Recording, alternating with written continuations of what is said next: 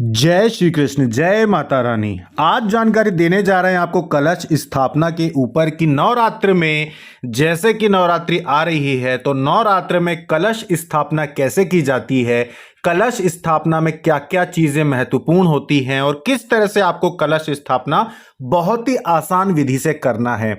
कलश स्थापना के लिए कौन कौन सी सामग्रियां लगती हैं। एक लाल कपड़ा लगेगा, आपको चौकी लगती है जिसपे आपको देवी जी की फोटो या मूर्ति को स्थापित करना है, या फिर चौकी के ऊपर भी कलश स्थापना लोग करते हैं जिनके पास एक से ज्यादा चौकी होती है।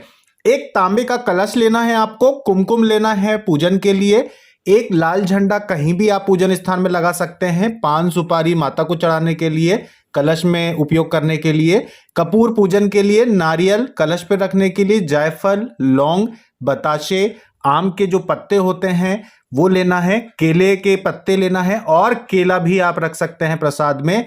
केले के पत्ते यहाँ बहुत आवश्यक नहीं होते हैं, अगर उपलब्ध हो तो ले सकते हैं। दीपक के लिए घी, धूप, दीपक, अगरबत्ती, माचिस, मिश्री, जोत, एक छोटी चुनरी नारियल पर लपेटने के लिए, अगर आप लपेटते हैं तो, नहीं लपेटते कोई बात नहीं। माता का आप श्रृंगार का सामान एक पैकेट आता है उसको अवश्य रख लीजिए। देवी जी की प्रतिमा अगर आप स्थापित कर रहे हैं या फिर उनका फोटो आप सामने रख लीजिए। आपको अगर हवन करना है, अगर आप प्रसाद चढ़ाते हैं तो हवन पर जो आहुतियां दी जाती हैं बहुत महत्वपूर्ण होती हैं, तो आप उसके लिए आप कंडों की व्यवस्था कर सकते हैं। आप प्रसाद मिठाई जो भी हैं वो आप रख सकते हैं। लाल फूल आप रख लीजिए, बहुत अच्छा माना जाता है। साथ में अगर आप दुर्गा सप्तशती का पाठ करने वाले हों या कोई भी अन्य मंत्र या स्तोत्र का जाप करने वाले हों तो उसकी आप पुस्तक रख लीजिए। गंगा जल रख लीजिए, शुद्ध जल रख लीजिए, सिक्का रख लीजिए आप उसमें रखने के लिए। कलश के अंदर आप चावल जैसे कि बिना टूटे हुए जो सेगे चावल होते हैं उनको आपको रखना है।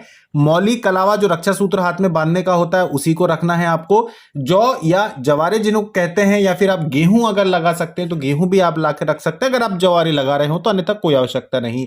इसके अलावा इत्र लगाना चाहते हैं अगर आप कलश के पूजन में, तो जो कि लगाना चाहिए वैसे तो आप इत्र रख लीजिए। फूल फल जो भी चढ़ाने के लिए हो, घास, दुर्वा यानी कि वो भी बहुत आवश्यक होती है।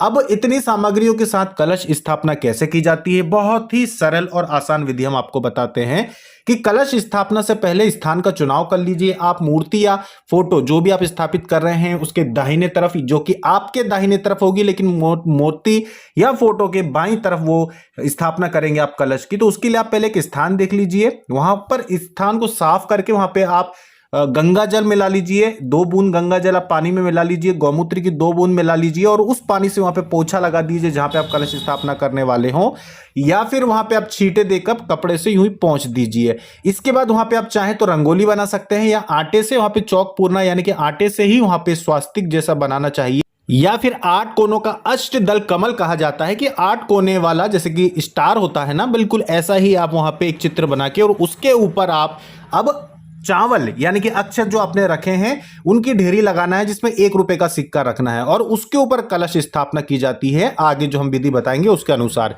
एक नारियल लेना है आपको, जिसके ऊपर आपको चुनरी लपेटना है और चुनरी के ऊपर आपको कलश के ऊपर आपको कलावा या रक्षा सूत्र लपेटना है। चुनरी के अंदर चाहें तो आप पैसे भी रख सकते हैं। और इसके बाद जो कलश, जो लोटा आप लेंगे तांबे का, उसके गर्दन पे यानी उसके मुंह पर भी आपको रक्षा सूत्र कलावा बांधना है। नारियल के ऊपर भी आप कलावा लपेट देंगे, चुनरी के ऊपर से लपेट सकते हैं। और जो कलश है, कलश के ऊपर आप चाहें तो सिंदूर और घी या सिंदूर या तेल मिला के आप एक स्वास्तिक बना दीजिए। कलश में आपको जल भरना है जिसमें आपको 2-4 बूंद गंगा जल की डाल देना है। उसके अंदर आपको 2 लौंग का जोड़ा यानी कि 2 लौंग एक साथ उस जल में आपको छोड़ देनी है। एक सुपारी और काली हल्दी हो तो बहुत पवित्र माना जाता है, काली हल्दी की एक गांठ डाल दीजिए, थोड़ा सा इत्र डाल दीजिए उसी जल में। दुर्वा घास जिसे दूबा भी कहा जाता है उसे भी आपको उस जल में डालना है। साथ में 2-4 दाने अक्षत के यानी कि चावल के और 1 रुपए का सिक्का डाल दीजिए।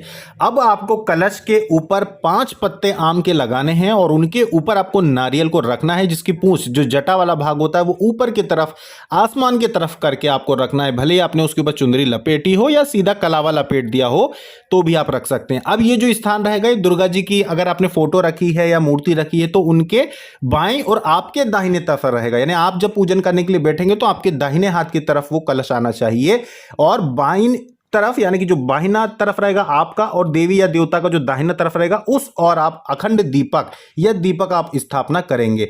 तो इस तरह से जब आप कलश की स्थापना कर देते हैं, इस तरह से कलश स्थापना करने के बाद जो कलश का प्रतिदिन आपको पूजन करना रहता है कि जैसे आप देवी को तिलक लगाते हैं बिल्कुल वैसे ही कलश को तिलक लगाना होता है, नारियल को तिलक लगाना होता है, उन्हें आपको फूल चढ़ाने होते हैं, धूप दिखानी होती है, दीपक दिखाना चाहिए उनको। इस तरह से आपको कलश की प्रतिदिन पूजन करना चाहिए और इससे घर में पवित्रता बढ़ती है और माता से ये प्रार्थना करना चाहिए कि हाँ माता, हमारे द्वारा स्थापित इस कलश को आप स्वीकार कीजिए और हमारे द्वारा स्थापित इस कलश पे आप देवी शक्तियों का वास कीजिए, उनकी स्थापना कीजिए जो हमारे घर को पवित्र बनाए और घर की सारी नकारात्मकता को लेके जाएं। इस बार शारदीय नवरात्रि में 7 अक्टूबर को कलश स्थापना का जो मुहूर्त रहेगा वो दोपहर 3:30 बजे से लेकर 5 बजे तक का रहेगा। 3:30 से 5 बजे के बीच में आप कलश स्थापना कर सकते हैं, ऐसा मुहूर्त आया है इस बार का। तो इस तरह से आप कलश की स्थापना करेंगे अपने घर में, जो कि बहुत ही साधारण सी और आसान सी विधि है। इसके अलावा जवारे की विधि अलग होती है। हमने आज आपको कलश स्थापना की एक बहुत ही उत्तम और सरल आसान सी विधि बताई है, जिसे डिस्क्रिप्शन में भी आप देख सकते हैं। अभी तक के लिए इतना ही। जय माता रानी, जय श्री कृष्णा।